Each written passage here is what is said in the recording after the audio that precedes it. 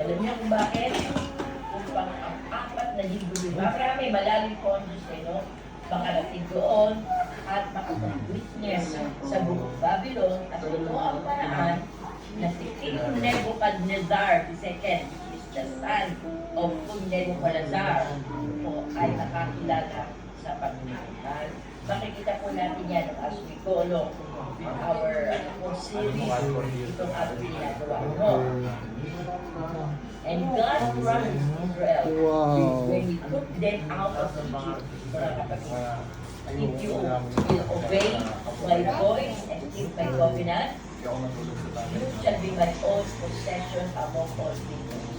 And you shall be to me a kingdom of priests and of kings. Kaya, tayo sa mga kanyan, Carrie is cutting his hair.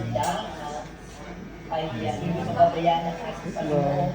Basta ang sekreto, if you obey my voice and keep my covenant. So, mahalaga po kahit sa ating panahon, mga